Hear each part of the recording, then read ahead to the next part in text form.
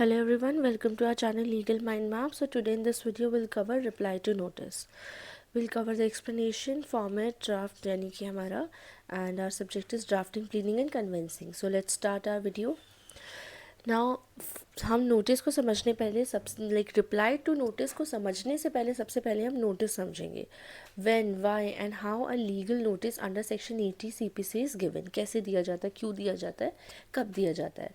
So a legal notice under section 80 CPC is served before filing a civil suit against the government or a public officer. यानी कि जब हम किसी government या किसी public officer के अगेंस्ट हमें कोई सिविल सूट फाइल करना होता है तब हम ये नोटिस देते हैं, वो भी 2 महीने पहले, ताकि अगर वो मैटर सॉल्व हो सकता है बिना सिविल डिस्प्यूट के तो वो हो जाए. ठीक है, अब एग्जांपल लेते हैं कि किस टाइप के मैटर्स हो सकते हैं. जैसे कि नॉन पेमेंट हो गई, कोई कॉम्पनसेशन होती है, गवर्नमेंट बॉडी को देनी होती है तो वो नहीं देती है, या फिर कोई इलीगल एविक्शन कर देती है, म्यूनिसिपल अथॉरिटी के थ्रू हो जाता है, या फिर मान लो आपकी किसी की पेंशन रोक के रखी हुई है या सैलरी रोक के रखी हुई है किसी गवर्नमेंट डिपार्टमेंट ने. So why is it given?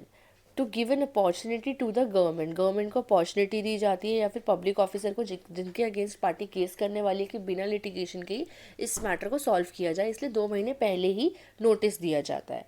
ठीक है, सो नोटिस रिटन में होता है, जो पार्टी को प्रॉब्लम होती है वो नोटिस सर्व करती है या वो एडवोकेट के थ्रू सर्व करवाती है.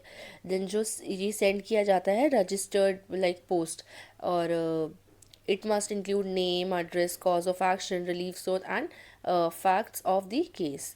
मैंने इस बार नोटिस बहुत छोटा बनाया है. ठीक है, notice and then reply of notice, ये दोनों चीज़ें हम इसमें कवर करेंगे. सो एग्जांपल है, जैसे कि मिस कविता शर्मा थी जो कि एक रिटायर्ड स्कूल टीचर है, एंड उनकी सैलरी यानी उनको पेंशन मिल जानी चाहिए थी स्टेट एजुकेशन डिपार्टमेंट से, लेकिन बहुत सारे रिटन रिक्वेस्ट के बाद भी 10 महीने तक उनकी पेंशन को रोका गया, उनको पेंशन नहीं मिल रही है. तो अब वो वो फाइल सूट करना चाहते हैं अगेंस्ट द स्टेट गवर्नमेंट. सो ये लीगल नोटिस है जो उनकी तरफ से जाएगा. या पूरा इसको देख लीजिए एक बार, उनका एडवोकेट के थ्रू वो भेज रही है तो एड्रेस हो गया सारा कुछ, एंड जहाँ वो भेज रही है वहाँ का सब कुछ, because it is a department, तो डिपार्टमेंट की तरफ से सब कुछ डिपार्टमेंट की सारी चीज़ें मेंशन होंगी, किसी इंडिविजुअल को नहीं भेज रही हैं.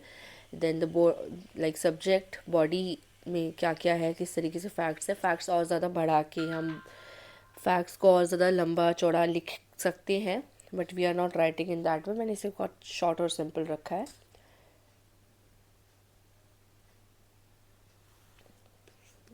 एंड ठीक है, ये आप अच्छे से पढ़ लेना, रोक के पढ़ लेना इसको.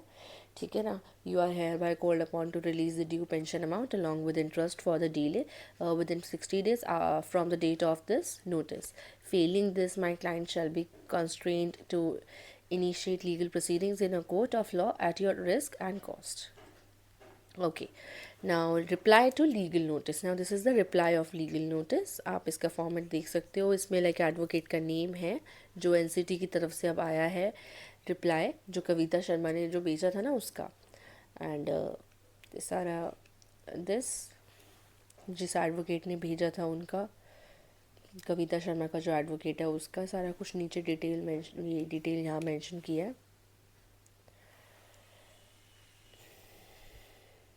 देन ऑल दीज थिंग ये आप एक बार पढ़ लेना रुक के. मैं इसे नहीं पढ़ने वाली. And you can of course, मैंने बार बार बोला मैं शॉर्ट एंड सिंपल रख रही हूँ, फैक्ट्स को बढ़ा के इसे बड़ा कर सकते हो, but you have to mention the date. Specially it's very important to mention the date. Okay,